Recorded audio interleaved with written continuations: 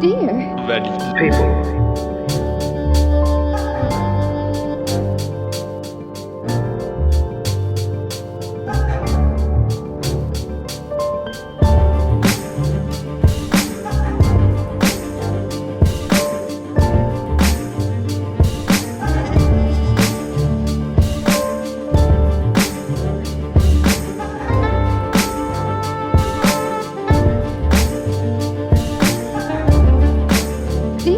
Valid people.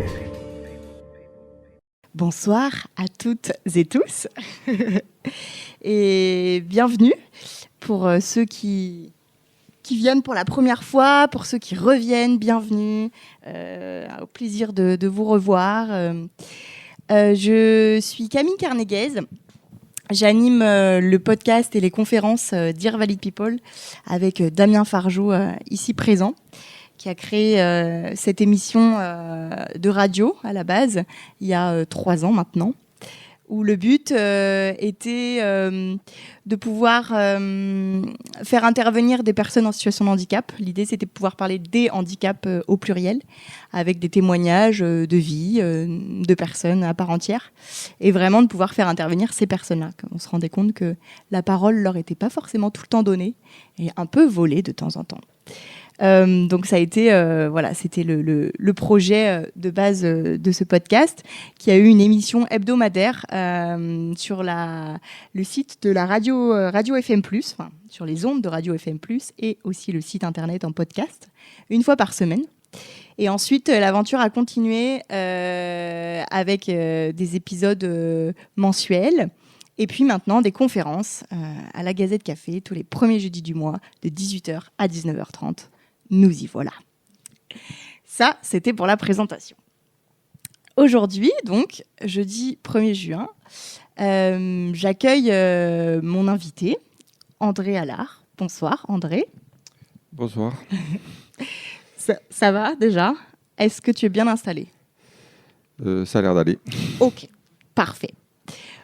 Pour te situer le truc, je crois donc Rachel, qui est la chargée de communication à la Gazette Café, elle t'a expliqué un peu le lieu, comment la salle était configurée. Et pour te dire, là actuellement, et même pour les auditorices, pour le podcast à venir, il y a une petite dizaine de personnes qui nous écoutent actuellement. Mais il y en a d'autres qui vont arriver au cours de la soirée. Avant de te laisser la parole, te laisser te présenter, t'introduire, etc. Juste un petit point technique. Pour la plupart, vous connaissez les règles, mais c'est une conférence qui est enregistrée, où du coup, elle sera disponible en podcast et donc diffusée sur les ondes de Radio FM+, et également sur notre chaîne YouTube. Donc c'est pour ça qu'on parle avec un micro, et que si des questions il y a, car il y aura des questions, j'en suis sûre. Si question il y a un micro sans fil qui va être ici présent par Monsieur Pierre, qui le partage au gré de vos envies, vraiment pour que le son soit audible et soit bien enregistré comme ça. On a passé la technique. Alors André, merci infiniment d'être là. Donc là, en conférence. T'es pas nouveau sur ce podcast. Tu as déjà été interviewé par Damien juste après le confinement. Donc tu connais le jeu, on va dire. Mais je vais peut-être déjà te laisser te présenter pour les spectateurs et les auditeurs à l'avenir. Qui es-tu, André ? Ouh là là, c'est une question philosophique. Tellement complexe que je m'interroge toujours. Ah mince, mauvaise question. Déjà, merci de me donner la parole, parce que la parole, elle est précieuse, elle est rare, quand on peut parler de son handicap, de ce qu'on a vécu, de sa singularité. Donc, je vous remercie pour ça, parce que j'ai pas eu forcément toujours l'occasion d'en parler. Et ce qui m'a plu là dans votre proposition, c'était de donner un peu ce regard singulier que je peux avoir moi sur ce que j'ai vécu. Et donc à la question qui je suis, plutôt un homme plutôt heureux aujourd'hui, quoi. ça me va très bien. Et quelqu'un qui a envie de découvrir encore beaucoup de choses et qui se sent au carrefour de beaucoup de choses aussi. Donc, je veux dire, quelqu'un en devenir. Voilà qui je suis. Ok, c'est une belle première approche. Peut-être, pour rentrer dans le vif du sujet, aujourd'hui la conférence, elle s'intitule Qu'est-ce que la déficience visuelle ? Je précise ça parce que du coup, forcément, en t'entendant là à l'oral, on ne le devine pas, comme beaucoup de handicaps à chaque fois qu'on fait des conférences. Est-ce que tu peux me dire ta propre définition de la déficience visuelle, déjà dans un premier temps ? Alors là, c'est passionnant. C'est passionnant, c'est une question que je me pose depuis tout petit. Parce qu'on démarrait par le début, je suis né, j'ai pas un handicap en cours de vie, quoi. Je suis né avec un handicap et c'était dans ma génétique. Donc c'était inscrit à moi un peu corporellement, quoi. Et j'allais dire, ma définition, elle démarre là, au fond. Elle démarre à la fois avec cette intégration dans le corps de quelque chose qui est là, qui est comme la couleur des cheveux ou la couleur des yeux. Et ensuite, il y a une double ambiguïté, c'est que, au fond, moi, j'ai appris une maladie il y a 6 mois, le nom. J'ai vécu avec un no man's land au niveau sémantique, une difficulté à nommer ce que j'avais. On savait à peu près que c'était une maladie rétinienne, mais on n'a pas mis de mots. Donc, j'en viens aux mots, à la définition. Les mots sont terriblement importants. J'insiste sur le mot terriblement. Quand on n'a pas de mots, ça crée une forme d'instabilité en quelque part. On n'arrive pas à se caser quelque part. Le mot, il est confortable, c'est comme un tiroir. Donc, je rebondis sur le mot déficience. Alors, moi, le mot, il me plaît pas. Il me plaît pas parce que je comprends le mot déficience, mais ça ne peut pas définir l'être en tant que tel. La déficience, si c'est qualifier quelque chose qui nous manque, à la rigueur, oui, là, je peux l'accepter.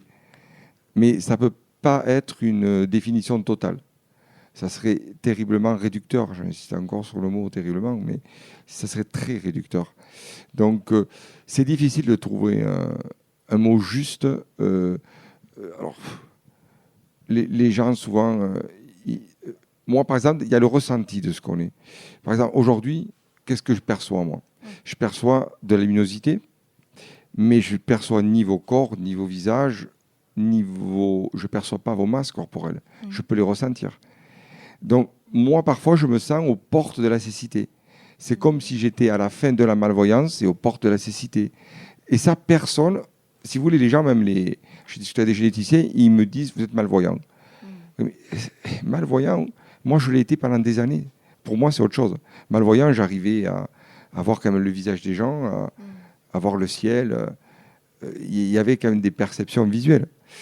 Aujourd'hui, si je devais définir ce que j'ai, c'est un brouillard très épais où il y a des perceptions lumineuses qui dansent à l'intérieur de ce brouillard. Et de leur arabesque, j'en devine quelques soupçons visuels. C'est ça ce que je perçois. Et donc, pour les gens, quand on dit malvoyant, ils disent « Ah oui, mais vous y voyez quand même. » Alors là, il y a une difficulté. Ça veut dire quoi, y voir ? Moi, aujourd'hui, je perçois plus que ce que je vois. Je vais ressentir un parfum. Je vais entendre une voix. Je vais ressentir quelque chose sous mes pieds. Ou je vais imaginer. C'est une façon de voir. Mais, donc, le mot déficient, bien sûr que pour moi, il est très limité. Malvoyant, c'est encore négatif. C'est encore...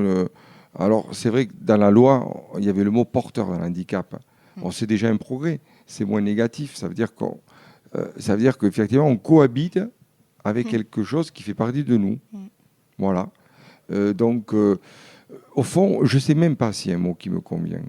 Moi, je dirais, je suis André et je fais avec le fait que, on va dire que ma sensibilité visuelle est extrêmement limitée. Voilà ma définition, moi. Le mot, excuse-moi, je te coupe, mais le mot aveugle, qu'est-ce qu'il t'évoque ? Il est très connoté. Il est très fort. Dans l'inconscient des gens, Et dans l'histoire, dans notre histoire commune, il a des évocations très fortes et pas toujours positives d'ailleurs. Par exemple, dans le Lazarillo de Tormes, l'aveugle, c'est un voleur. Dans l'humour aveugle, il y a aussi derrière, il y a toute la prise en charge de ce qu'a été la cécité quoi, pendant des années. C'est-à-dire qu'au départ, il y a une forme aussi de charité. On s'intéressait aux gens par charité au départ. Maintenant, bien sûr, c'est extrêmement différent. Mais dans le mot aveugle, il est puissant parce qu'il a une histoire, ce mot. Et d'ailleurs, à Paris, il y a un hôpital, on disait les 15-20, l'hôpital des aveugles. Quoi. Et donc, il est très chargé, il est fort. Et dans le mot aveugle, en français, après, il y a aveuglé, c'est-à-dire qu'on n'y voit plus rien. Pour les gens, ça veut dire quelque chose aussi, quand même. Ça leur parle, l'aveugle. On ne peut pas le rejeter complètement, le mot. Tu parles d'aveugler, ça me fait penser à l'expression, je ne sais pas pourquoi ça m'est venu d'un coup, l'amour rend aveugle. Celle-là, je l'aime. Même si c'est dangereux. Même si c'est dangereux. Ah, on est d'accord. Mais oui, voilà, tu vois, l'amour aveugle, il y a toujours il y a une notion quand même. Tu vois, on est aveuglé. Ouais. On perd notre raison, notre lucidité. Ouais, il y a quand même une dimension négative. Et il est important, avec les mots, de les faire évoluer. Et ça, c'est un peu, au fond, aujourd'hui, que, par exemple, quand on a soit si on se qualifie de malvoyant, déficient visuel, personne n'a les mêmes mots, au fond. Hein. Cécité, aveugle. Tout le monde emploie les mots tout le monde emploie le mot qui lui convient. Quoi. C'est très difficile d'avoir un mot juste. Moi, je pense qu'il faut le charger après positivement. Moi, il faut faire ce que je fais, c'est élargir la définition. Il faut intégrer ça dans la personne. Alors, oui, évidemment, si on est aveugle, déficient visuel, ça veut dire quelque chose. Ça veut dire aussi un rapport qu'on entretient à son corps, à soi-même et aux autres. Et au monde, ouais. Alors, on va en parler de ça et des perceptions, des ressentis. Mais avant ça, je voudrais revenir juste rapidement sur le parcours en tant qu'enfant, on va dire. Oui. Tu dirais à partir de quel moment est-ce que tu as réalisé que tu voyais différemment des autres Alors, là, il faut faire la machine à explorer le temps. Ah. Pour aller interroger l'enfant qu'on a à nous, à l'intérieur.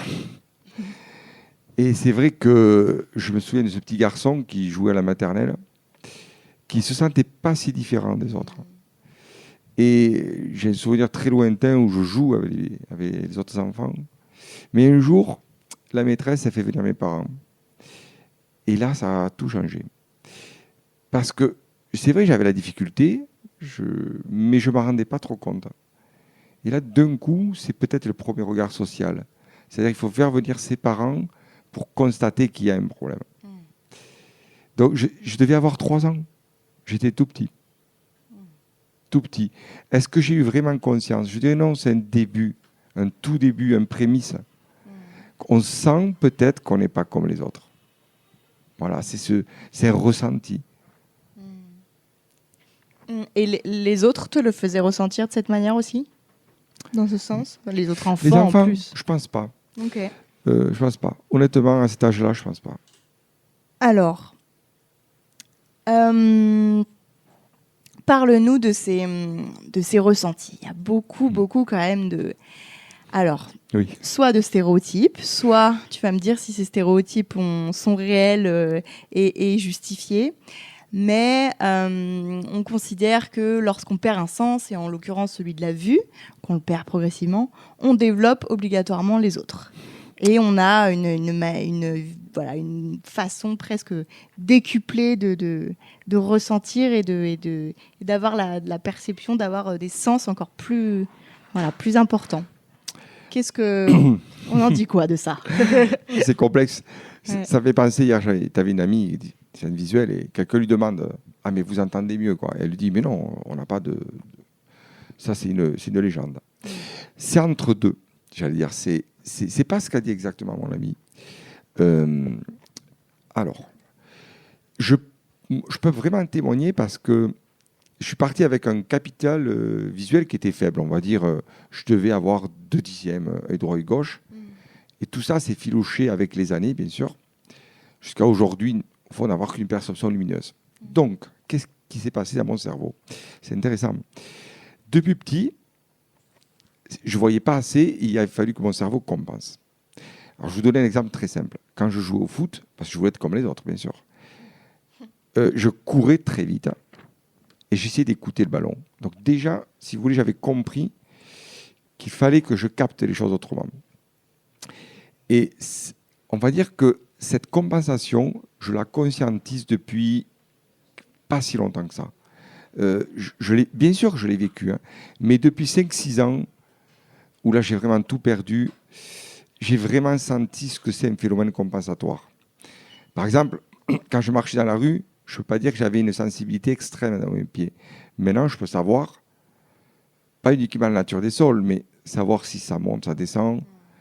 Je peux savoir, par exemple, au niveau olfactif, ça, c'est pas une légende, je sens des sédiments d'odeur dans la rue. Je les sens bien avant les gens, les odeurs.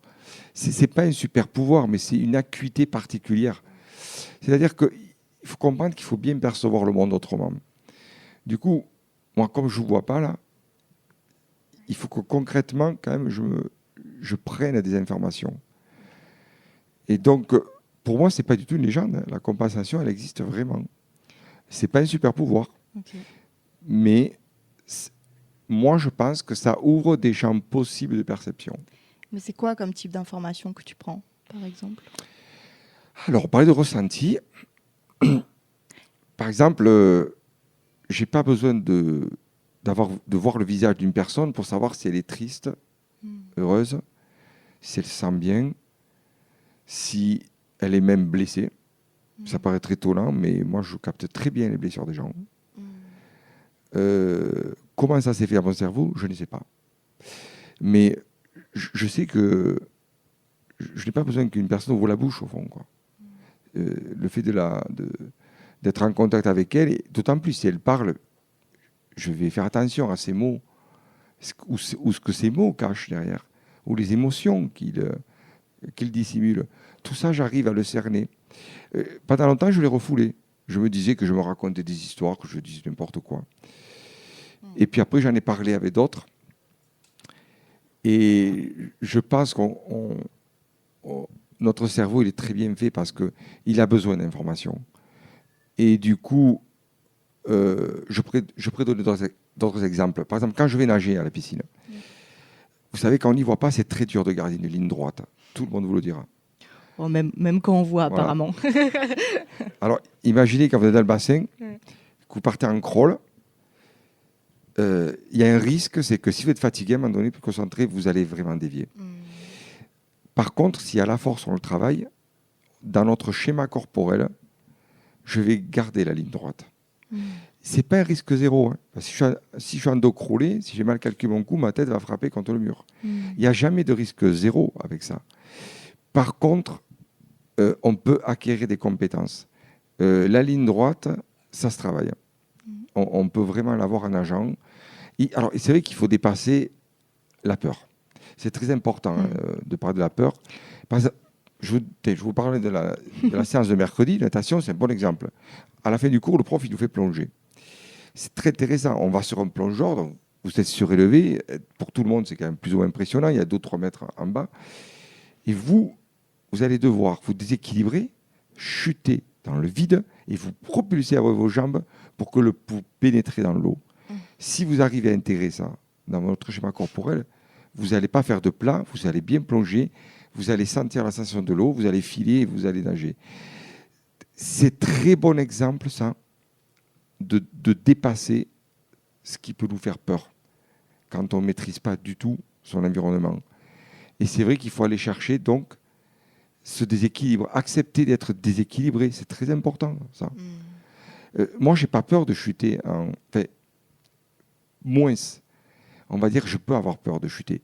Mais d'accepter que j'ai peur, que potentiellement je peux tomber, je vais me rééquilibrer, je vais trouver des... Je pourrais multiplier les exemples à l'infini, tellement que c'est riche. C'est-à-dire que c'est toujours pareil. il faut vraiment se sortir de la peur pour investir des champs de liberté. C'est le mot que je cherchais. Moi, ce qui me motive, l'handicap, pour moi, c'est pas une fin, c'est pas une limite. Oui. C'est un commencement, quelque part. C'est-à-dire que, et je peux en témoigner, parce que depuis petit, j'ai perdu ce que des gens estiment le plus précieux dans la vie. Voir un ciel, voir le visage de son enfant, de la femme qu'on aime, voir les arbres. Et le jour où vous ne les voyez plus, je ne parle pas des gens, bien sûr, moi je parle de mon exemple, je ne parle pas des non-voyants de naissance, mais moi qui percevais, qui ai vu les yeux verts de mon père, qui ai vu les cheveux bruns de ma mère. Quand on ne voit plus tout ça, c'est autre chose. Il faut aller ailleurs. Il faut aller ailleurs. Il faut voir que ce bonheur, cette émotion, on peut l'avoir ailleurs. Moi, j'ai une fille, Flora. Je la voyais quand elle était petite. Je ne la vois plus aujourd'hui. Ce que j'aime beaucoup faire avec Flora, c'est passer ma main dans ses cheveux. Parce qu'alors là, vous créez un champ émotionnel infini. Et par la pulpe de vos doigts, je ne vais pas pleurer, mais vous lui dites « je t'aime ». C'est ce que je cherchais. Et je t'aime, ça se dit tellement. Je sais qu'on a peur de toucher les gens aujourd'hui, mais quand ce toucher est déshabillé de toutes les connotations qu'on peut y mettre, et que c'est juste un moyen de parler à l'autre. Donc je reprends l'exemple de Flora, mais on lui avait coupé les cheveux, et j'ai senti son front dégagé, sa tresse, et j'ai dit, elle est belle. Vous voyez, j'ai dit, elle est belle. C'est-à-dire que j'ai vu sa beauté. Donc, si j'étais dans la frustration, par exemple, que des gens voyants m'ont dit, mais mon Dieu, André, si j'étais comme toi, je me suiciderais. Je l'ai entendu. Bon, évidemment, j'aurais pu le faire. C'était une option. C'était sartrien, je pouvais le faire. Bon, je ne l'ai pas fait. Parce que il faut dire aux gens que derrière, il y a la vie. Ce qui est le plus important, c'est le « je suis en vie » derrière. Ce n'est pas le fait que j'ai perdu. Je sais très bien ce que j'ai perdu. J'en suis terriblement conscient. Je sais très bien que de ne plus y voir, je vais vous faire confession. Moi, ça m'a exposé, par exemple, dans ma vie amoureuse. Ça m'est arrivé avec une compagne qui m'a dit « je te quitte parce que tu perds la vue ». Moi, j'ai dû vivre avec la souffrance de perdre la vue et avec la souffrance de l'autre qui ne pouvait pas le porter. C'est terrible. On devient hyper responsable pour soi et l'autre en même temps. C'est-à-dire que ce qui est extraordinaire, c'est que quand on ne souffre pas que pour soi. Moi, quand j'ai perdu la vue, j'ai pris aussi la souffrance de l'autre parce que c'est un échange. Et ça, je ne l'ai pas su, c'est une généticienne qui m'a dit « André, dis-toi une chose, c'est que quand tu perds la vue, tu peux souffrir, mais aussi tes proches souffrent. » Je n'avais pas eu conscience. J'ai posé la question à ma sœur aînée. Et elle m'a dit, figure-toi maintenant que tu le dis, papa a souffert pour toi toute ta vie, toute sa vie. André, je te coupe, je t'arrête, je me permets. Parce que vas-y, non mais au contraire, je suis bavard. Tu peux tenir la conférence, à faire un monologue et à traiter absolument tous les sujets, ou pas, peut-être d'ailleurs, mais en tout cas beaucoup de sujets, et là tu en traites déjà beaucoup. Mais je vais donner la parole à quelqu'un, à Fabienne, qui a une question à poser. En tout cas, elle l'a posée il y a déjà 10 minutes. Mais je suis extrêmement bavard. Mais je pense qu'elle l'a toujours. C'est une compensation, ça aussi. Je me doute. Elle va la poser. Oui, bonsoir.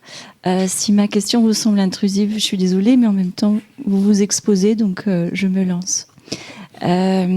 Vous parliez de compensation à la piscine, notamment, avec cette hyper-concentration. Donc j'imagine que ça doit être fatigant. Mais en dehors de la piscine, est-ce que du coup, les autres sens étant plus sollicités, sans que ça relève d'un travail et d'une volonté, est-ce que du coup, ça vous fatigue plus, d'après vous ? Oui, c'est une certitude. Pendant longtemps, je le refusais. Je voulais être hyperactif face à ça. Ça ne sert à rien, je vous le dis, c'est quand on fait des erreurs qu'on comprend. Ça ne sert à rien de lutter. On est fatigué. Moi, je suis tous les jours fatigué. Ça, je sais que c'est un peu tabou parce qu'il faut toujours montrer qu'on est dynamique, performant et tout. Dans la réalité, c'est que tous les jours, on est fatigué. Moi, j'ai des amis qui me disaient quand on faisait de la marche nordique, elle rentrait l'après-midi, elle n'en pouvait plus. Ça, c'est une réalité quand même. La fatigue est liée. C'est quelque chose de constant, quoi.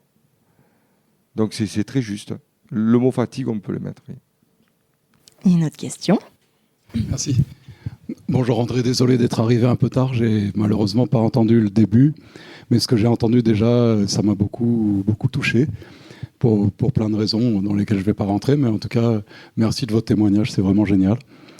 Et je voudrais vous poser 2 questions. En fait, c'est des questions que je vous pose par rapport à une personne de mon entourage, mon beau-père, qui a été très malvoyant pendant des années, depuis que je le connais, il est malvoyant. Et maintenant, depuis peu, il est complètement aveugle. Et je vais le voir bientôt, là, cet été, je vais le voir. Et donc, j'aimerais avoir votre avis sur 2 trucs. Déjà, un détail pratique. Vous parlez de la piscine et tout ça. Vous allez à la piscine, vous faites des séances de piscine avec des voyants ou c'est des séances pour non-voyants ? Je suis multifonctionnel. C'est-à-dire que je fais un cours effectivement avec des gens qui sont malvoyants et un garçon qui est en fauteuil. Donc là, c'est très bien, on rigole pas mal. Et je vais nager en solo. C'est-à-dire que dans ma tête, j'ai le plan de la piscine. Je descends au vestiaire. Je vous donne un exemple concret. Hein. Je vais calculer là où je mets mes affaires dans tel casier. Je vais dire par exemple, premier casier en haut, ou deuxième casier, troisième. Je prends ma canne blanche, ce que je ne faisais pas il y a des années, mais maintenant, je n'ai plus rien à perdre. Maintenant, je me vis. Hein. Je prends ma canne blanche, je vais jusqu'à la douche, je me dépose, je me douche, et je pose mes affaires au bord du bassin. Je calcule à peu près où je les pose pour être à peu près en face de l'escalier du 50 mètres. Là, je vais dans la piscine et je choisis la ligne où je vais nager. Alors parfois, je mets les mains sur des gens. Ça, c'est vrai, on ne peut pas l'éviter. Mais ils comprennent très bien. Hein. Ils comprennent très bien. Et puis, je nage. Donc, au fond, ça se fait très bien. Mais encore une fois, il faut dépasser le premier sas, peur. Ça, je pense que tant qu'on ne dépasse pas ça, ça va nous paraître insurmontable. Mais dans la réalité, il faut se faire une représentation de l'espace, première étape, et revenir régulièrement. Et c'est dans la régularité, au fond, qu'on va intégrer tout ça, quoi. Mais tout ça, c'est jouable. D'accord. Donc, ce n'est pas des séances où vous êtes encadré par quelqu'un qui siffle, par exemple, pour vous aider à... Non. Tout ce que vous faites à la piscine, c'est en autonomie, quoi, oui. Même si vous êtes à plusieurs. Oui, et même le cours en commun, le prof nous laisse débrouiller, il nous donne les instructions. Bon, il nous dit, allez, vous partez en dos crawlé. Comme je vous dis, il n'y a pas de risque. Mercredi, j'ai pris un muret sur la tête. Donc, ça arrive. Mais vraiment, il ne nous surprotège pas. Hein. Je veux dire, on fait notre cours et c'est très, très bien comme ça, je trouve. Ça nous oblige à trouver vraiment... Donc, non, ça se fait bien. Les autres le font très bien aussi. Et moi, j'adore l'eau. C'est-à-dire que je vais en venir à un élément important. Ce n'est pas l'handicap qui est important, tout ça. C'est est-ce que vous aimez faire cette chose-là ? Parce qu'il faut toujours partir de... Moi, je pense, mais je n'ai pas toujours eu cette analyse. Il faut partir de la notion de plaisir. Est-ce que vous avez plaisir à faire la chose-là ? Donc, vous allez essayer de mettre en œuvre ça. Et après, effectivement, ça va se faire. Au fond, au départ, peut-être, il va falloir du temps après. Mais après, moi, j'ai de beaux résultats en nageant. Hein. J'ai de beaux résultats. Je peux nager en dos crawlé, en crawl et en brasse, quoi. Je fais les 3 nages. Et au contraire, on est libre dans l'eau. Bizarrement, les gens doivent se dire, quand ils parlent à la vue, c'est que l'eau, c'est moins dangereux que le sol. Parce que dans l'eau, vous ne pouvez pas vous faire mal. Hormis le mur, bien sûr. Mais hormis ça, c'est une grande liberté, je trouve. Voilà. Moi, j'adore l'eau à cause de ça. Parce que je me sens encore plus libre que les pieds sur terre. Merci beaucoup. Merci beaucoup. Enfin, ça, c'était ma première question. Et moi-même, j'ai un handicap moteur. Et je vous rejoins sur plein de trucs, sur la façon de vivre le handicap, même si ce n'est pas le même handicap, je vous rejoins vraiment à 100% sur le fait que ce qui est important, ce n'est pas le handicap, c'est d'aimer faire ce qu'on fait et de le faire avec les moyens qu'on a. Et ma deuxième question, donc, pour mon beau-père, c'est, moi, ce que je crains pour lui, c'est un monsieur qui est hyper actif, ou qu'il était, et qui lisait énormément, qui travaillait énormément sur son ordinateur, c'est un grand professeur et tout. Et je crains qu'il ait un sentiment de vide dans son existence.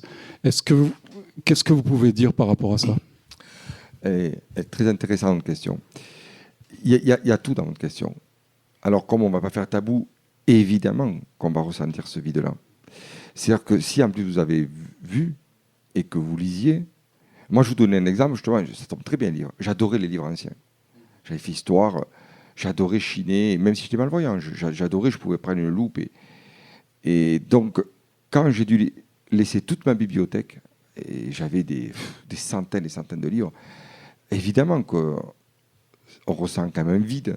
Je pense que ça serait mentir de dire qu'on ne va pas passer par ça. C'est toujours pareil. Au départ, c'est pas facile. Après, il y a des solutions. Vous voyez, à phase 2, il y a des solutions. Il aime lire. Aujourd'hui, il y a des livres numériques. Il y a des livres audio. Par exemple, si vous allez à Émile Zola, à la bibliothèque, il y a quand même, on peut trouver quand même des livres audio. S'il aimait lire, on peut trouver par exemple La vie heureuse de Sénèque. Voilà, il y a des livres philosophiques, on peut lire Orwell, Tolkien, voilà. Je veux dire, et puis après, il y a des sites où on peut avoir des livres numériques. Donc aujourd'hui, c'est plus facile qu'il y a 30 ans d'avoir des livres audio et numériques. Quand j'avais 20 ans, c'était très compliqué. C'était très cher et très compliqué. Maintenant, non, il y aurait beaucoup de solutions. Et alors, pour l'ordinateur, là, il y a des solutions. C'est que les ordinateurs, maintenant, sont équipés de synthèse vocale. Par exemple, les Apple, ils ont des synthèses vocales intégrées en série. Donc, moi, je vous donne un exemple. Moi, j'écris avec une synthèse vocale et je corrige. Après, évidemment... Vous arrivez à corriger après, même la ponctuation, tout ça? Alors, j'allais dire en grande partie, parce que on fait avec un handicap, hein, c'est pas du 100%.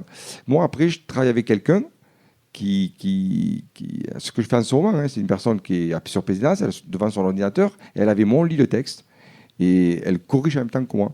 Alors, après, je fais intervenir quand même une personne, parce qu'à l'oreille, si vous voulez, s'il y a un imparfait, des fois AIT, ou si l'ordinateur n'a pas AUNT, je ne peux pas le vérifier, moi. À l'oreille, c'est pas possible. Ou un ER et un accent aigu, c'est pas flagrant. Donc ça, je peux pas.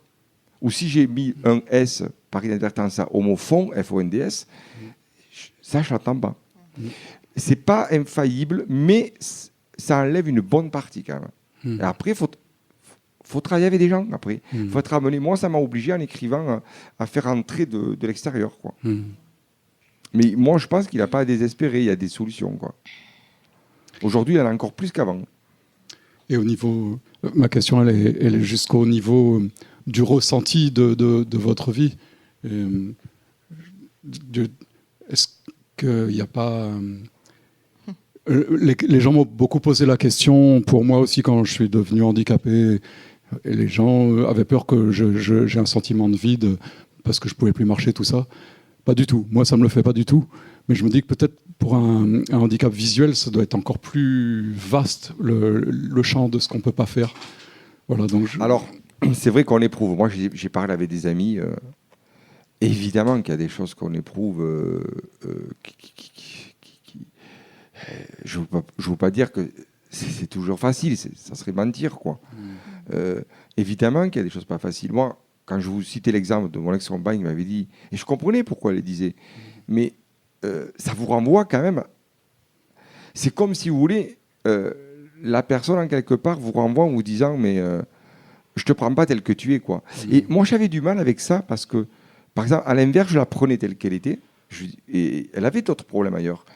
Et je me suis aperçu que la réciprocité, ça va pas être, c'est pas totalement politiquement correct, je veux dire, mais ça n'existe pas forcément la réciprocité.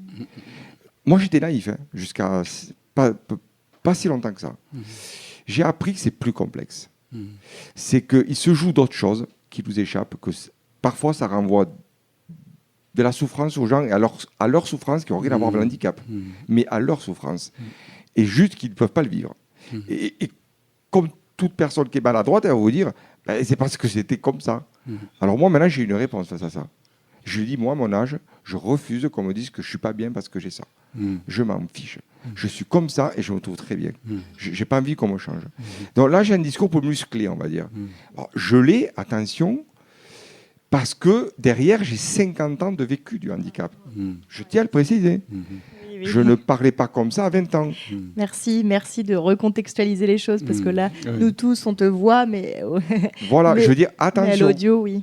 En plus, Je veux dire, il faut recontextualiser. bien sûr. Je suis passé par des étapes. Il y a eu des André successifs. Aujourd'hui, l'André, il n'y a plus rien à perdre. Moi, un jour, la généticienne m'a dit, André, qu'est-ce que tu attends de la médecine? Je lui ai dit, souriant, madame, rien, plus rien. Et en plus, il n'y avait rien à attendre, elle me l'a dit. Hein. Et elle me dit, et maintenant, qu'est-ce que tu attends de la vie? Je lui dis, sourire. Je lui dis, sourire à la vie. Qu'est-ce que vous voulez que je vous dise? Je n'ai plus envie de lutter. Alors, si quelqu'un trouve que j'ai, comme je l'ai entendu, mais de quelqu'un que j'aimais quand même, qui m'a dit, je te quitte parce que t'es comme ça, bon, mais tant pis. Moi, je ne vais pas m'arrêter de vivre. Parce que je trouve que c'est bien ce que je suis. Alors, moi, je trouve que c'est bien, pas parce que je suis narcissique à me regarder, parce que ça, là, je serais insupportable. C'est bien parce que j'ai de la compassion pour le André qui s'est battu depuis qu'il est petit, de celui qu'on parlait depuis 3 ans. Celui-là, finalement, j'étais injuste envers lui, parce que j'exigeais toujours du plus, parce que la société l'exigeait de moi aussi. Ma famille, les professeurs. Mais André, il faut te dépasser. Il ne le disait pas, mais c'était ça quand même. Un jour, j'ai dit non, moi je rends hommage à l'André qui se bat depuis qu'il est tout petit.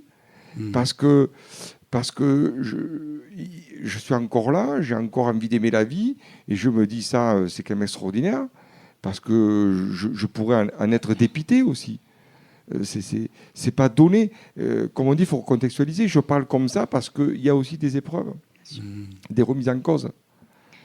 Et aussi un regard réaliste sur l'autre. Moi, je l'idéalise pas, l'autre. Je n'idéalise pas l'handicap non plus. Et c'est un savant dosage entre ce que les autres vont vous renvoyer. Des fois, c'est plutôt bien. Des fois, c'est très maladroit. Et des fois, c'est un peu violent. C'est tout ça. Parce qu'eux-mêmes, ils sont embêtés. Ils savent pas comment faire avec ça. Nous, on n'a pas la réponse. Il faut se dire qu'ils l'ont encore moins. Alors moi, maintenant, là-dessus, je ne suis pas pédagogique spécialement, parce que je l'ai fait, la pédagogie, pendant longtemps. Je dirais que je suis plutôt direct, je me vis. Et c'est surtout ça. Si la personne sent et ressent que vous vivez, à la rigueur, elle n'a pas besoin d'une dissertation en 3 parties, quoi. Elle va comprendre que vous vivez là, votre handicap. Moi, quand ma sœur aînée me dit un truc qui m'a touché, parce que je ne savais pas que mon père avait souffert autant, mais elle me dit, André, quand je lui ai ouvert la porte en lui disant qu'eux avaient souffert, ça a libéré la parole. Elle dit, mais nous, on a souffert aussi. Parce qu'on se disait, pourquoi toi et pas nous? Dans ma maladie, elle est atroce. Quand j'ai lu le compte rendu il n'y a pas longtemps, on dit, mais c'est arrivé qu'à lui, mais ça ne pouvait pas ni arriver à ses parents, ni à ses frères et sœurs. Là, vous vous sentez très seul. Oui, il faut être prêt quand même à accueillir ça. Moi, je l'ai lu là, il n'y a pas longtemps. J'ai la lettre de la génétique, là, donc, qui est d'une honnêteté imparable. Et c'est la vérité. Et elle m'a dit, la généticienne, de toute façon, André, vous êtes seul depuis le départ et vous serez seul avec ça. C'est la vérité. Que ça nous plaise ou pas. Mais sauf qu'il faut que cette solitude, c'est pas une solitude, qu'on dirais-je, c'est une solitude qui doit vous grandir. Il faut que vous soyez fiers de cette solitude. C'est-à-dire, je l'ai fait seul. C'est personne qui l'a fait à ma place. Et ça, au fond, on ne le dit pas assez aux personnes handicapées, que c'est eux qui le font, c'est pas les autres. On croit toujours, ils ont toujours l'impression qu'ils doivent quelque chose à quelqu'un, mais je pense qu'ils ne perçoivent pas qu'ils accomplissent eux-mêmes les choses. Moi, je ne suis pas en fauteuil, je ne sais pas ce que vous faites, par exemple. Mais par contre, je peux témoigner de la solitude que j'ai éprouvée à la maladie. Quand on m'a dit, depuis l'âge de 20 ans, de toute façon, c'est incurable, il n'y a rien à faire, je devais vivre avec une espèce d'impasse ontologique. De ce côté-là, il n'y aurait pas d'issue. Que ça me plaise ou que ça ne me plaise pas. Après, c'est qu'est-ce que j'en fais de cette impasse-là? Alors là, il faut un grand amour, parce que les gens, tout le monde, on va être inégal. On est inégaux là-dessus. Il y a des gens qui auront la capacité de faire face à... D'autres, ils n'y arriveront pas, ou plus ou moins. Mais il n'y a pas une réponse idéale. Il y a dans la réalité... Moi, la réponse que j'ai donnée, je sais que je suis allé au charbon là-dessus. Honnêtement, hein. J'ai beaucoup travaillé sur moi. Je ne pourrais pas parler comme ça, c'est juste impossible. J'ai beaucoup pleuré. puisqu'on on va être honnête, j'ai beaucoup pleuré aussi. Les gens ne le disent pas, c'est ça. Et comme s'ils avaient honte, mais non.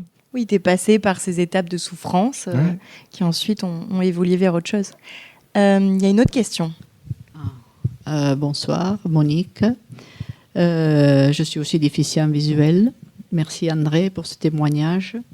Je partage complètement. Et je voudrais que... Est-ce que tu peux aborder un peu parce que je suis aussi déficient visuel et je voudrais que tu nous parles un peu dans tout ce trajet-là que tu as évoqué, du handicap invisible. Parce que quand on n'a pas de canne, comme toi tu vas nager à la piscine et pour beaucoup de gens, c'est dire mais comment il est fou ce mec, comment il peut faire nager alors qu'il n'y voit pas. Et donc le stigmate qui nous est représenté par justement ou la canne blanche ou en tous les cas ou quelqu'un qui nous prend le bras, etc. Comment toi comment tu le vis et comment sinon je confirme complètement, les gens s'imaginent pas, je crois très sincèrement, tous les efforts que l'on doit faire chaque jour au quotidien. Mais ce qui est très beau, c'est que c'est ce dépassement de soi qui va au-delà de même ce qu'on pouvait nous-mêmes imaginer. Et moi-même, j'étais enseignante, donc la lecture, monsieur, c'est notre base de travail. J'ai aimé lire, j'ai aimé faire partager la lecture et malheureusement, ça devient compliqué. Et après, c'est vrai qu'il faut trouver d'autres sources, d'autres ressources. Alors, moi, je me suis mis au chant, par exemple. C'est pas évident non plus, mais voilà. Et moi, je rêve de piloter un avion. Tout le monde a peur. Voilà. Génial. C'est bien. Et Merci. puis, c'est juste. J'aime bien votre départ de la question, le mot invisible. Alors, je vous donne un autre exemple. Je reviens à l'handicap visuel, mais pour comprendre cette notion d'invisible. Quelqu'un, mettons, qui a une blessure d'enfance. Pour moi, c'est comme un handicap. C'est invisible. Par exemple, cette personne-là, elle va souffrir toute sa vie. On ne le saura pas. C'est pas marqué sur son front. Pourtant, elle va mettre en place des stratégies, elle va tenter d'un dépassement, et elle sait très bien qu'elle aussi, elle va être seule face à ça. J'en reviens à ça. Ce chemin solitaire qu'on a quelque part, on n'a pas le choix. Et là, c'est là où il faut donner de la valeur. Il faut que j'arrive à 52 ans pour... Il n'est pas jamais trop tard, hein, mais c'est là où il faut donner de la valeur. C'est à ce moment-là. C'est très important de se dire que peut-être on est seul, peut-être il y a d'autres qui l'ont vécu, mais moi, comme on ne connaît pas tout le monde, on ne le sait pas. Mais il faut se donner la valeur parce que le combat, encore une fois, c'est vous qui le menez. C'est pas l'autre. Et c'est vrai que je connais très bien cette phase je vous en parlais brièvement, mais avant que je prenne la canne blanche. La canne blanche, ça fait à peu près 25 ans que je l'ai dans la main. Hein. Maintenant, je suis à l'aise avec, je ne peux pas dire, mais c'est aucun problème. La première fois que je l'ai pris, je crois que j'avais 25 ans. J'étais à la fin de mes études. C'était très dur. Alors, j'ai dû la prendre, encore une fois, j'étais obligé. J'avais plus le choix. Je tombais, je me prenais des bornes, j'avais les genoux en sang, je prenais des portes. Mon corps souffrait.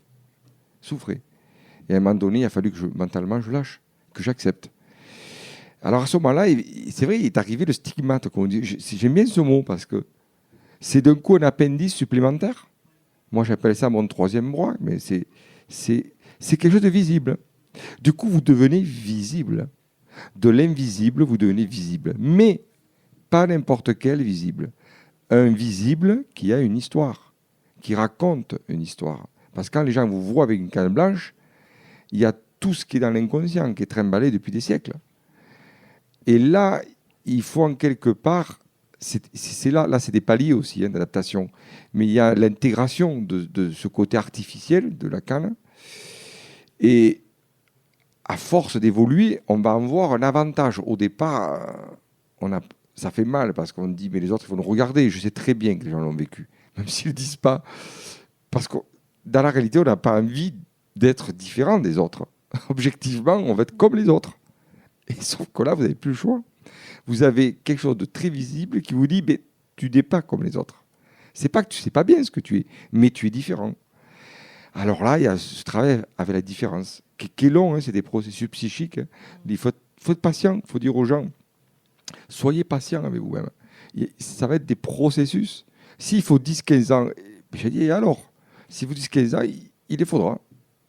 Il n'y a pas de date à tout ça. Et c'est vrai que de passer de l'invisible au visible, alors l'invisible au départ on souffre parce qu'on est en difficulté, mais les gens ne le voient pas. Ou alors ils le comprennent plus ou moins. Moi j'ai un très bon exemple. Comment ? Ils admettent pas. Oui. Ah ben oui, il y a le déni est puissant. Hein. Moi je connais des gens de ma génération hein, qui ont été au lycée, en lycée spécialisé, je ne vous ai pas raconté, moi je suis allé en lycée spécialisé. Je connais quelqu'un qui est avec moi qui était dans le déni. Mais c'est normal parce qu'elle en souffrait. Et on ne peut pas demander à cette personne de faire le même parcours que vous parce qu'on n'a pas la même histoire. On n'a peut-être pas les mêmes capacités de faire face à ça. Moi, j'en sais rien de la capacité qu'a la personne. Et ce qui est commun, ce que j'ai vu, vraiment en discutant avec des copines et copains, c'est la souffrance qu'ils ont eue. Moi, maintenant, je partage avec eux ça.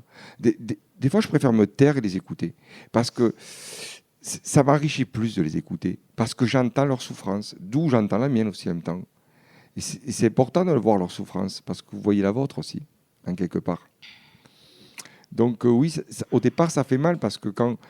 Des fois, on a l'impression... Moi, j'ai eu des réflexions à l'époque, avant la CAN, on a l'impression que vous êtes sous, que vous avez bu. Parce qu'évidemment, vous n'y voyez pas, vous tâtonnez, vous cherchez. Mais tout ça, les gens ne le savent pas. André, c'est très intéressant ce que tu dis parce que ça me fait vraiment penser aux conférences qu'on a animées aussi sur le handicap invisible, mais en l'occurrence avec des témoignages sur le handicap psychique, où il y avait vraiment des liens très très étroits avec ceux que tu es en train de faire là, et notamment sur celui d'être voilà dans un état d'ébriété ou quoi, juste en étant dans des phases voilà de bipolarité intense ou quoi, et où le monde perçoit en face la personne pas handicapée, mais du coup dans un état physique, psychique, psychologique déplorable, quoi. Et c'est très intéressant parce que ouais, il y a des ponts à faire là où finalement comme ça d'extérieur il y en aurait pas forcément.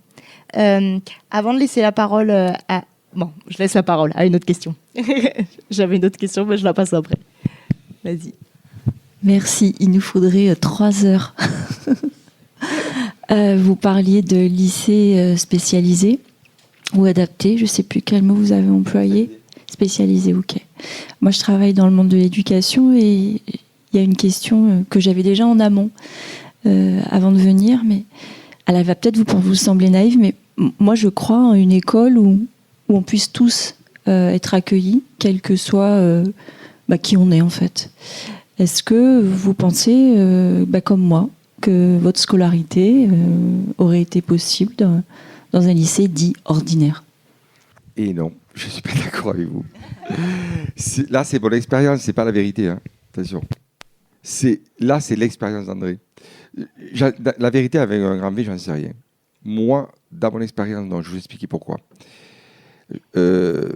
C'était compliqué dès l'école primaire. C'est-à-dire que je me retrouvais avec des enseignants à l'époque. Comment vous expliquer ça ? On était à des années-lumière. C'est-à-dire que moi, j'étais avec des instituteurs qui ne comprenaient même pas l'handicap visuel. Moi, je me rappelle en CM2, je vous donne un exemple. Je n'arrivais pas à finir les exercices de maths. Donc, l'instituteur fermait tout dans le noir, la classe. J'avais très mal à la tête à l'époque. Je n'avais pas été opéré du glaucome, je souffrais énormément. Au lieu de me dire d'aller me reposer à la récréation, on me punissait. Je devais continuer pendant la récréation de faire les exercices. Et ça, cet exemple-là, ça a duré, ça a continué au collège. Au collège, j'ai un prof de physique. J'y vais parce que je vous dis, maintenant, je peux rien à perdre. Je m'en fiche de ce qu'on peut penser, mais je l'ai vécu. J'ai un prof de physique qui m'a mis une éprouvette devant les yeux. Il m'a dit, mais je dis parce que je ne voyais pas, j'arrive pas à voir les degrés. Et il m'a dit à tout le monde, tu la vois, dans l'éprouvette. Donc, ça, c'est vrai. Moi, je l'ai vécu, d'autres l'ont vécu. Ça ne se disait pas. Parce qu'il fallait dire que ce n'était pas possible. Quoi. L'être humain, il ne peut pas se comporter mal. Quoi. C'est juste que... Il s'avère que dans le collège que moi j'ai connu à l'époque, je suis tombé sur des bons enseignants. Il y en avait, heureusement. J'avais un prof de latin qui était super. Quand je suis fait opérer, il a tout fait pour que je sois intégré. Et à côté de ça, j'ai vécu dans un collège où les enfants sont impitoyables. Quand vous êtes très différents, moi, les souvenirs que j'ai, si vous n'êtes pas protégé par d'autres enfants, c'est terrible. C'est terrible. Tellement que mon père, des années plus tard, m'a dit « J'ai vu que tu souffrais, mais je ne sais pas quoi faire. » Et il est allé voir des enseignants. Hein. Donc, pour cette raison, je n'y crois pas. Après, je suis allé en lycée spécialisé. Je vais vous dérouler, vous allez voir pourquoi. Alors là, je sais qu'on a enterré le lycée spécialisé. Moi, ça m'a sauvé la vie. Et je ne suis pas le seul. Là, d'un coup, j'ai vu des gens différents comme moi. On était 7 par classe et j'ai vécu le lycée de ma vie. C'est-à-dire que les enseignants étaient proches de nous. On travaillait en études avec plaisir jusqu'à 20h. On ne rendait pas le travail. Mais on était entre copains et copines. On mangeait ensemble le midi. On allait dormir en internat. Et ça a été magique parce qu'on a vraiment créé des amitiés. J'ai fait la meilleure scolarité au fond de toute la première scolarité. J'ai fait un très très bon lycée parce qu'on a changé d'un coup les données. Après, je me suis retrouvé à la fac. J'ai retrouvé ce qu'on appelle le milieu ordinaire, quoi, quelque part. Alors, heureusement que j'ai mis l'histoire. J'insiste bien sur le heureusement que j'ai mis l'histoire. Parce que là, comment dirais-je, là, j'ai vu des exceptions d'enseignants qui, avec moi, étaient une grande humanité. Mais j'ai vu tous les préjugés qu'on peut avoir sur le handicap. Je me souviens d'une époque où j'allais négocier mes tiers-temps avec les profs qui me demandaient pourquoi je voulais un temps supplémentaire. Je devais négocier avec les profs. Je me souviens rédiger les copies où les étudiants me disaient « mais pourquoi tu as plus de temps ?» Et on devait m'enfermer dans une pièce pour que les autres ne me voient pas. Alors moi, j'ai connu ça à la fac. Ce qui m'a sauvé, c'est que j'aimais vraiment l'histoire. Et alors, j'ai eu des copains, hein, mais c'était une époque où il n'y avait pas de moyens qu'il y a aujourd'hui. Moi, je me souviens aller avec une petite loupe à main, aller voir les cartons, et je souffrais, j'arrivais pas à les voir. J'arrivais même pas à lire mes salles au mur, quoi. J'étais frustré tout le temps. Alors, je devais aller au secrétariat à l'UFR. Ça me demandait... Ou alors, quand j'arrivais, des fois, on avait des salles sombres, je m'en souviens très bien. J'avais peur de rentrer dans les gens, quoi. Ou de ne pas savoir où m'asseoir. C'était le quotidien à la fac. Donc, quand on n'est pas épaulé, maintenant, c'est différent. Mais j'ai connu cette époque où on ne l'était pas. Donc, le milieu ordinaire, c'était juste très dur. Et tellement que quand j'ai présenté mon DEA, il y a un truc que j'ai très mal pris, c'était idiot de ma part, mais j'avais des excuses. Mais mon prof de DEA me dit pendant la soutenance, « Ah, mais t'écris bien ou t'as appris à écrire ?» Alors, évidemment, moi, je le prends mal.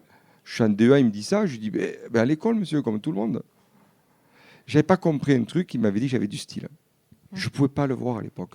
Je ne pouvais pas avoir cette lecture-là. J'avais tellement eu de préjugés que d'entrée, pour moi, si on me disait un truc, c'était pour me... Et au fond, là, c'était très dur, les préjugés que j'ai eus, parce que quand je fais la maîtrise, je fais une très bonne maîtrise, en gros. Je méritais de faire la thèse. Mon prof ne m'envoie pas en thèse. Il ne me le dit pas, mais il me dit, je me demande comment t'arriver jusqu'au bout. Il y avait ça dans la tête des gens. Moi, j'ai lutté, si vous voulez, pendant toutes mes études, à « Ah oui, mais t'es quand même là, quoi. » Et ce « quand même là », eh ben, ça m'a suivi toute ma vie. Quand j'ai fait des enfants, on m'a dit « Ah ben, tu fais des enfants, t'as pas peur ?» C'est ce « quand même là ». Alors, moi, j'aimerais y croire au milieu ordinaire. Sauf que j'ai 52 ans, avec le vécu que j'ai, dans ce que j'ai connu, il faut qu'on me prouve le contraire. Hein. Parce que maintenant, je suis comme Saint Thomas. Moi, il me faut les preuves là sur la table. Hein. Mais je n'ai plus de vision utopiste là-dessus. C'est vrai, j'ai perdu les utopies. Je le reconnais. Bah, oui, puis une vision qui du coup devient réaliste. L'école en mixité, oui, mais jusqu'à une certaine limite, quoi. Il y a obligatoirement des limites à ça. En mixité, j'entends avec des enfants valides, des enfants handicapés, des enfants... Est-ce qu'une école avec en mixité, mais avec beaucoup d'adaptation, avec des moyens humains vraiment mis à disposition? Oui, là, oui. D'ailleurs, j'ai bien mis des guillemets. J'ai dit par rapport à mon parcours. Si aujourd'hui tout est mis sur la table pour que ça fonctionne, je n'ai rien contre. Hein. C'est-à-dire que, je vais donner un exemple concret. C'est comme en ce moment les travaux qui sont des lois. Ah, j'allais y Je fais une venir parenthèse. après. Vous allez voir le parallèle. Bon, imaginez, je vous mets un bandeau, on va parler le tramway, On descend à la station provisoire du professeur Grasset. Et qu'est-ce qu'il y a derrière le professeur Grasset? Il y a une grande avenue qui s'appelle la Justice de Castelnau, qui draine une circulation phénoménale. Et comme vous êtes fortiche, vous n'y voyez pas, vous devez traverser. Les feux ne marchent plus. Il y a des marteaux-piqueurs à côté. Et vous devez traverser ça zen, en pensant que c'est comme si vous sautez la falaise, et en espérant qu'il y ait quelqu'un pour vous aider à traverser. Parce que c'est juste impossible. Parce que si vous traversez tout seul, vous êtes mort. Donc ça, moi, ce qui m'a ulcéré, je dis, mais c'est hallucinant. Ils prévoient des travaux, ils n'ont rien prévu, et même les gens sont choqués, l'équipe de travail et moi, parce qu'ils voient des gens en canne blanche ou en fauteuil. Rien n'est prévu pour qu'on puisse faire le chemin pour aller à notre maison. Alors, on traverse... Moi, déjà, on décrit les voitures salomment entre les piétons. Alors, je vous mets un bandeau et je vous dis, allez-y, vous traversez. Si tout n'est pas mis sur la table, ça devient extrêmement compliqué pour nous. Moi, je défends le côté de la piscine parce que là, c'est jouable. Mais si, admettons, ce n'était pas jouable, je ne pourrais pas le faire. Il y a quand même, il faut qu'il y ait des données pour qu'on n'ait pas des dieux quand même. Je veux dire, on est des êtres humains. S'il n'y a pas des moyens, l'école était un bon exemple. J'aurais eu plus de moyens de soutien peut-être à la fac. Peut-être j'aurais porté ça moins comme un fardeau. Alors, ça va développer une hargne phénoménale pour résister. Parce qu'à l'époque, c'est simple, tenir à la fac, ça tient du miracle. Hein.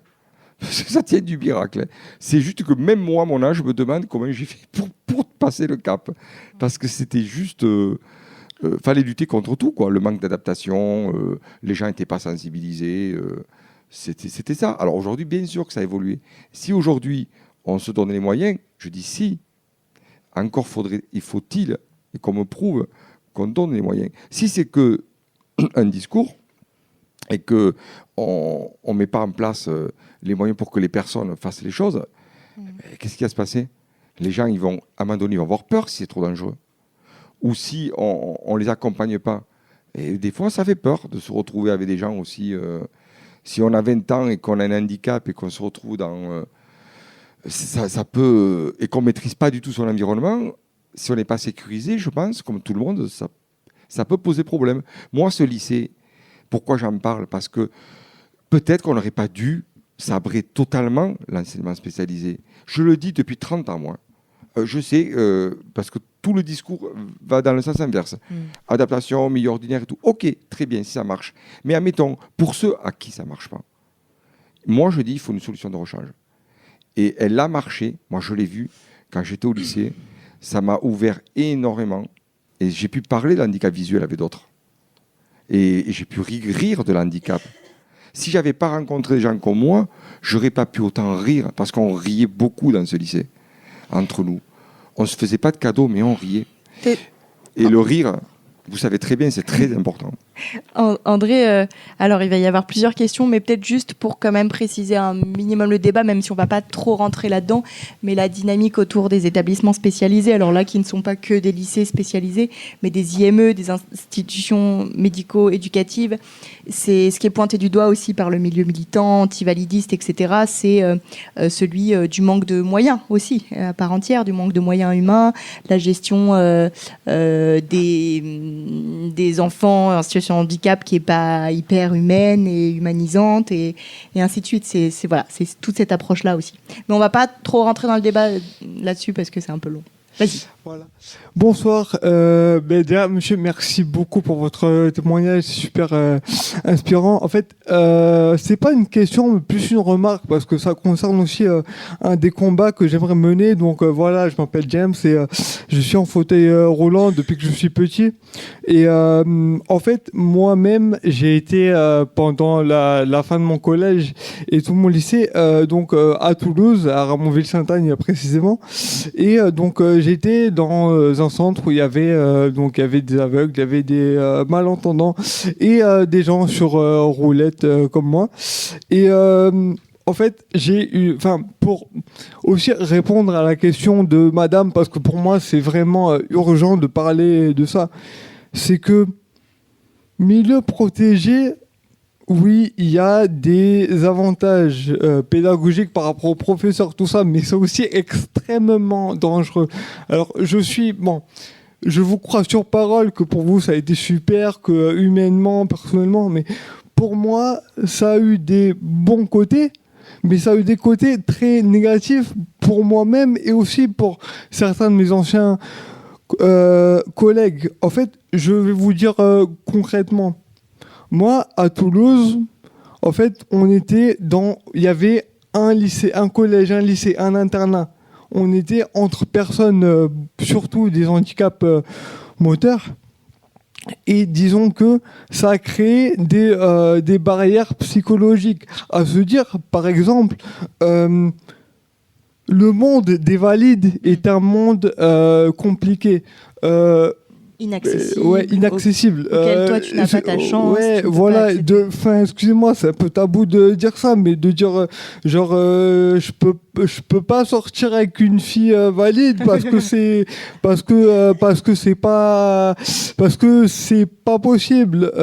Et aussi, les éducateurs, ils avaient une expression, excusez-moi, mais une expression à la con, ils appelaient ça le monde des valides. Ils appelaient ça l'intégration. Et du coup, ils disaient oui, mais il faut être très mentalement armé pour aller en intégration. Et du coup, je suis sorti du lycée, même jusqu'au BTS. J'ai fait un BTS tourisme, une licence plus un master. Je suis sorti du lycée avec des barrières psychologiques, et ces barrières qui se sont enlevées de moi quand je suis arrivé à l'université Paul Valéry, et encore plus quand je suis parti en Erasmus en Espagne. Donc c'est bien d'être protégé, mais il faut vraiment disons développer cette mixité, parce que j'ai beaucoup de mes autres collègues qui déjà des gens qui avaient des capacités mais qui ne font pas d'études, qui n'ont pas réussi à accéder à un travail. Voilà, donc il faut aussi nuancer le propos. Voilà, c'était ma... Merci. Voilà.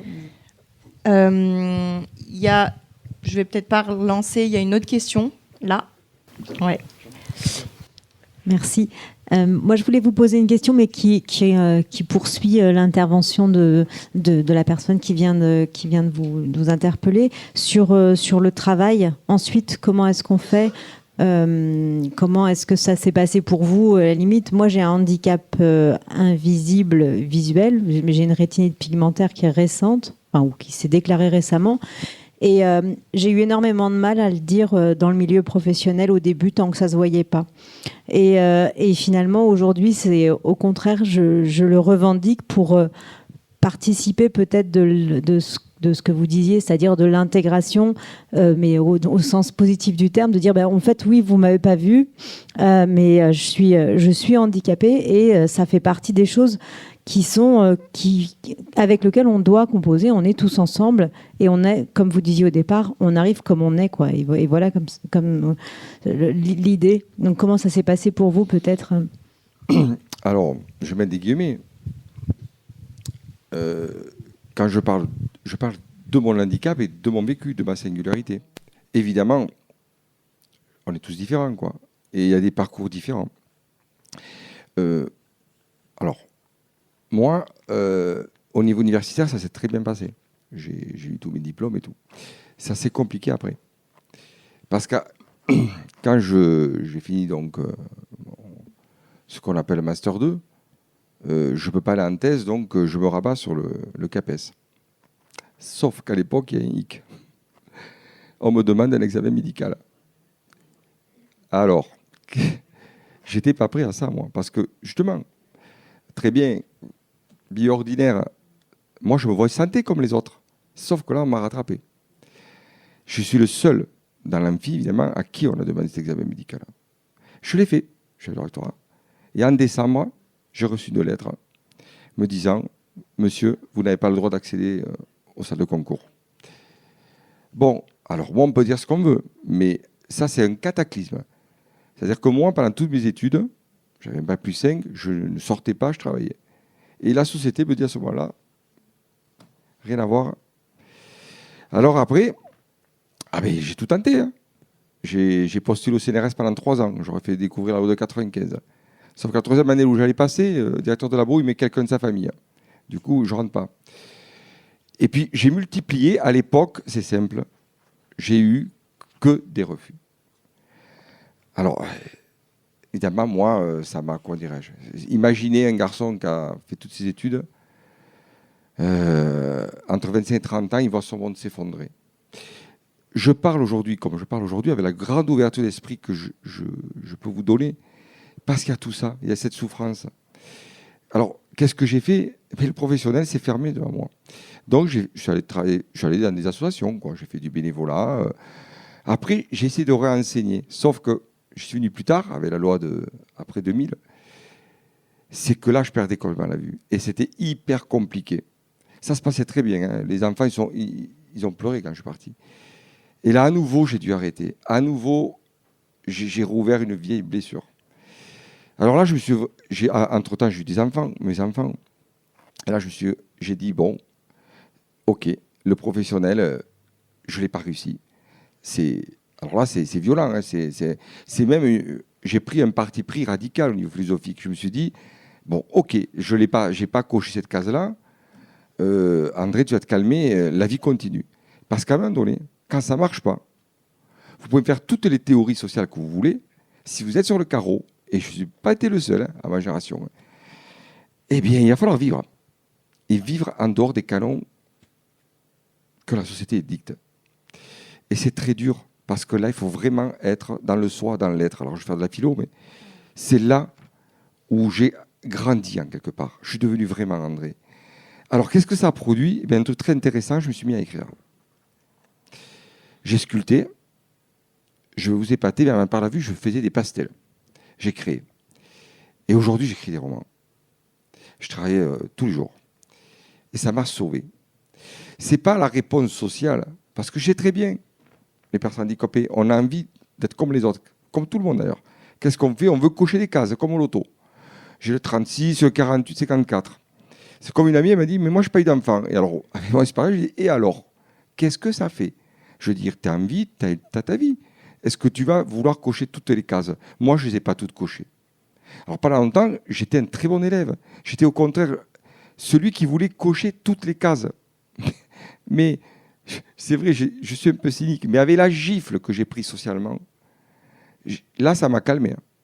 Parce que j'ai dû donner une autre réponse, qui n'était pas celle que la société attendait. C'était une réponse contre nulle part. C'est en soi. Et pour moi, celle-ci, elle est bien plus riche que de dire j'ai rempli toutes les cases. Moi, je ne les ai pas remplies. Je suis conscient que mon parcours, il est loin d'être parfait. Par contre, humainement, ça me donne encore envie aujourd'hui de vivre, de partager des choses comme je le fais avec vous. Si je n'avais pas changé, je pense que j'aurais été très malheureux, à la vérité. Et les premiers côtés malheureux, c'est mes parents. Parce que mes parents ne s'en sont jamais remis. Donc, si vous voulez, ça m'a donné un recul quand même sur la réponse sociale. Et moi, maintenant, c'est peut-être l'âge qui me donne ça, mais c'est très bien, hein, sociologiquement, ce qu'on attend de nous et tout. Moi, je dis, qu'est-ce qu'on attend de soi? Qu'est-ce qui est le plus important? Pour moi, c'est ça qui prime. Alors, je ne parlerai pas comme ça si effectivement, je n'avais pas vécu tout ça. J'aurais un autre parcours. Et je tiendrai certainement un autre discours. Mais il s'avère que ce soir, je parle d'André. Et quand j'écris d'ailleurs, je trouve que mon écriture, elle est riche de ça. Parce que si je n'avais pas ce savoir-là, j'aurais cru qu'un être humain, c'était quelqu'un qui devait remplir des cases. Alors que ce n'est pas du tout ça, un être humain, à mon sens. Et je ne suis pas le seul. Les philosophes, avant moi, les philosophes qui ont tourné autour de la pensée de l'être, moi, je suis un pratiquant de yoga depuis 25 ans. Dans le yoga, on dit l'important, ce n'est pas l'intégration sociale, c'est la libération de l'être. Voilà, moi, ça serait ma maxime aujourd'hui. Ça ne serait pas d'avoir dire j'étais intégré seulement. Moi, j'estime que je suis déjà dans la vie. Je n'ai pas à m'intégrer. Même si mon parcours est différent. Par exemple, je vous donne un exemple qui n'a rien à voir. Ma mère, elle n'a pas travaillé à son époque. Elle était à mon père. Elle s'occupait de son jardin, ses fleurs n'étaient pas malheureuses du tout. C'était sa vie. Sa vie. Et j'étais avec mes parents et ils étaient très heureux. Et elle ne cochait pas toutes les cases. Alors, des fois, ça ennuyait les gens parce que les gens la jugeaient. Mais ma mère, c'était quelqu'un de très bien. Mais elle se vivait. Elle avait sa spécificité. Mais nous, c'est pareil avec l'handicap. C'est que, à mon avis, on devrait arrêter de nous dire de cocher des cases, mais surtout de vivre. Et moi, je ne suis pas un donneur de leçons. Je ne vais pas vous dire, soyez comme ça. J'en sais rien, au fond. J'ai fait ce que j'ai pu avec les réponses sociales qui existaient à l'époque.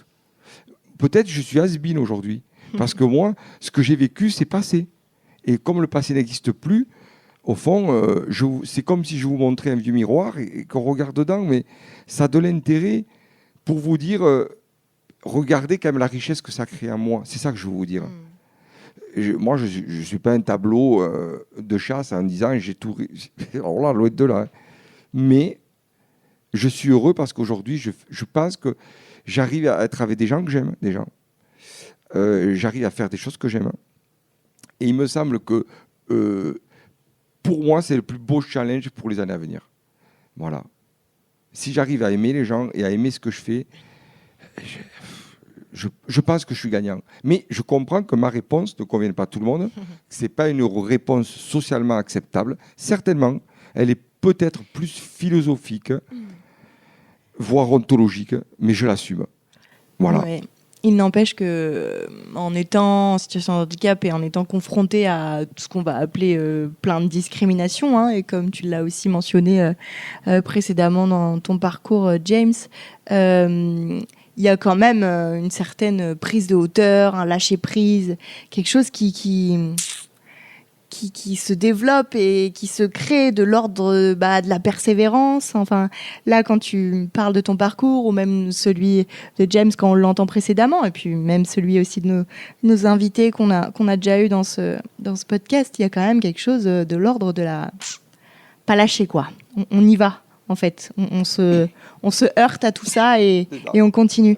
Et en fait, dans cette dynamique, ça me fait quand même un peu penser au discours un peu validiste ou... ce qu'on va appeler de l'inspiration porn, où en fait on admire beaucoup le parcours d'une personne handicapée et où on le met presque sur un piédestal parce que justement ce courage, cette persévérance, etc. Et voilà, faut arriver à trouver un juste milieu là-dedans. Parce non, mais je suis d'accord. J'adore la façon dont tu poses le problème parce que pourquoi on ne dit pas aux gens que ce qu'ils sont, c'est bien, tout simplement? Parce qu'ils sont persévérants et qu'ils s'accrochent, ils essaient de faire des choses, peu importe ce qu'ils font.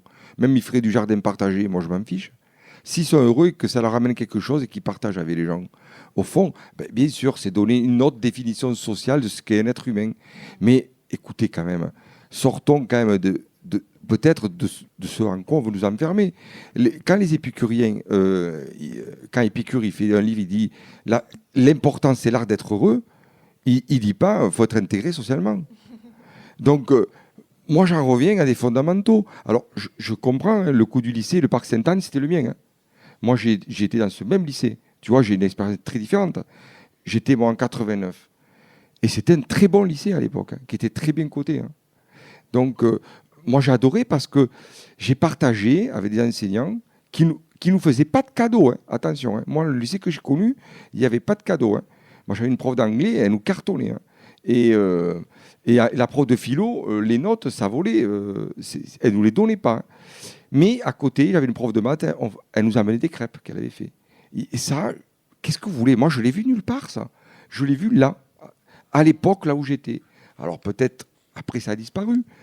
Mais en même temps, parlons des choses importantes pour des adolescents.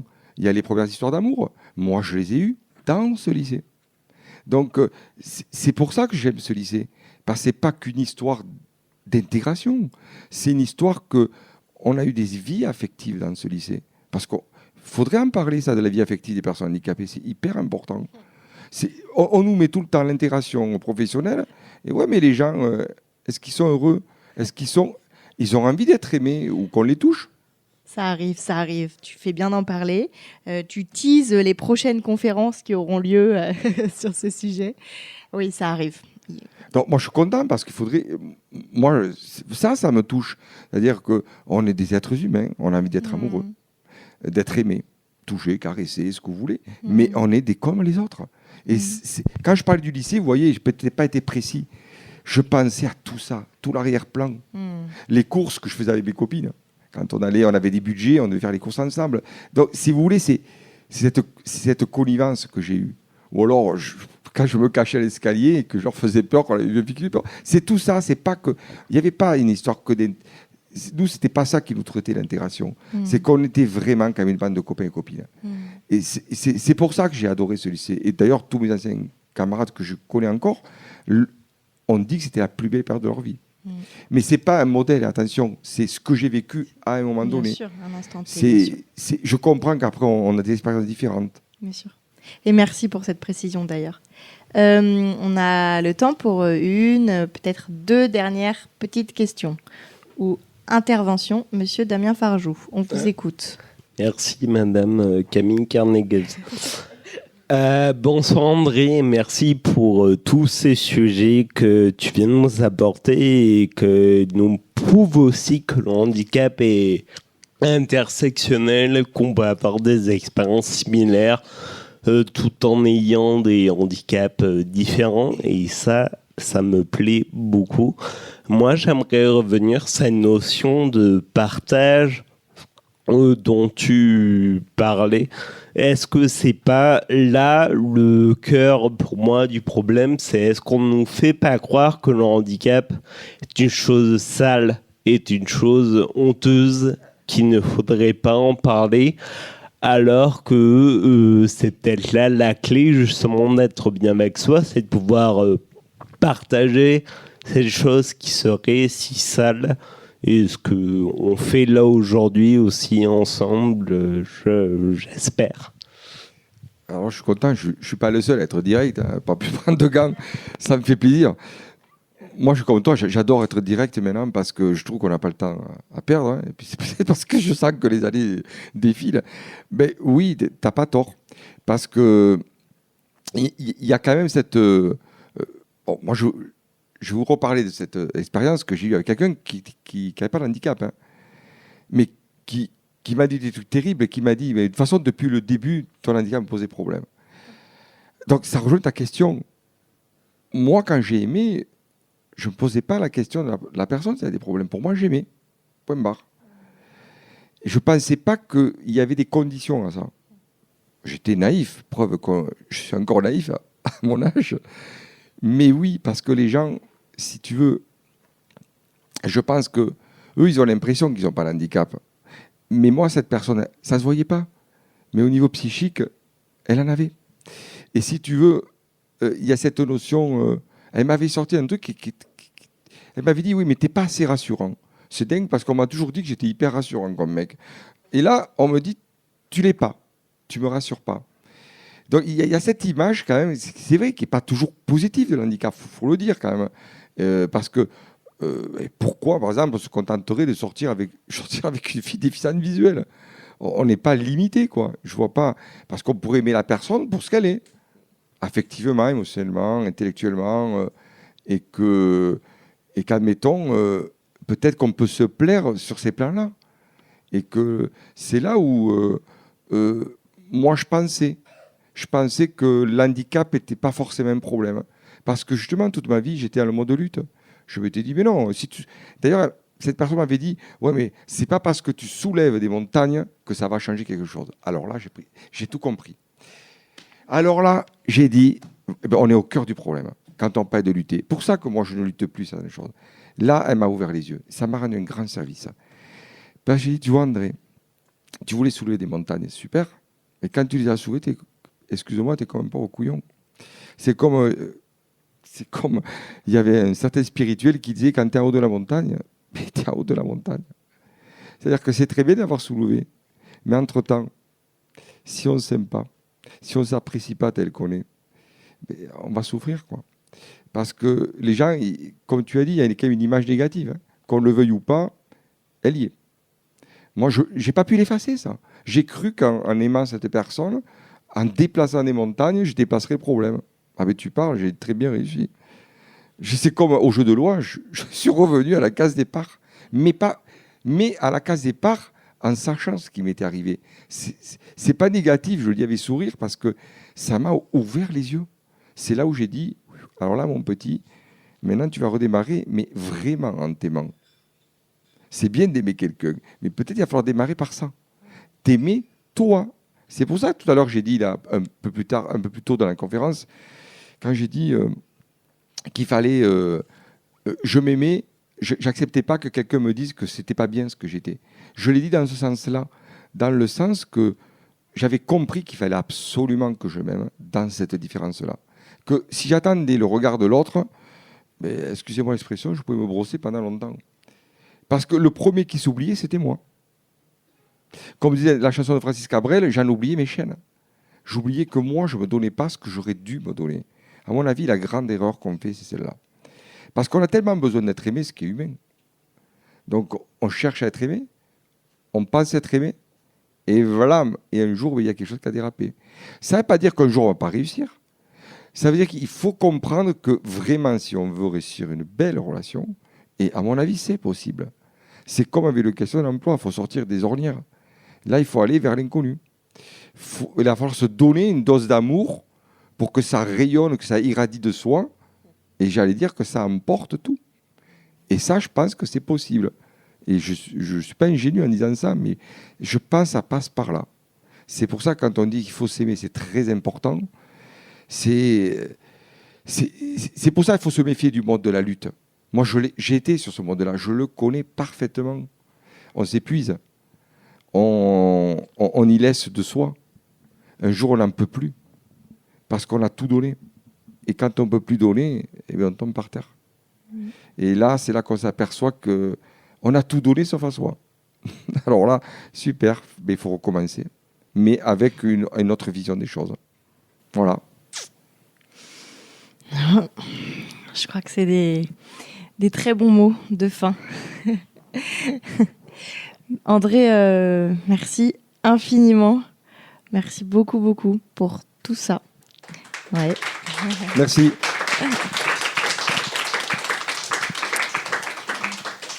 On va laisser place à la prochaine conférence progressivement. Merci à vous pour votre venue et votre participation très active. Vous pouvez nous retrouver sur les réseaux sociaux, sur mail, enfin partout, nous là, dans Montpellier, appelez-nous, on vient. Et la prochaine conférence sera le jeudi 6 juillet. Et là, ça se traitera de thématiques qui seront donc le handicap et le féminisme, notamment. On va rester large comme ça. Voilà. Merci beaucoup et belle soirée. Merci.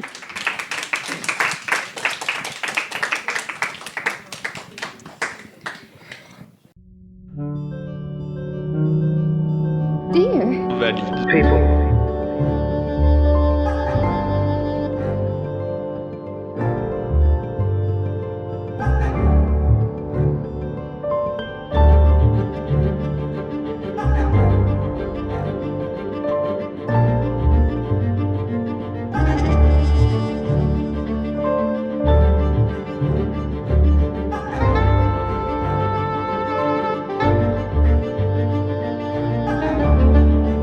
dear Valid people.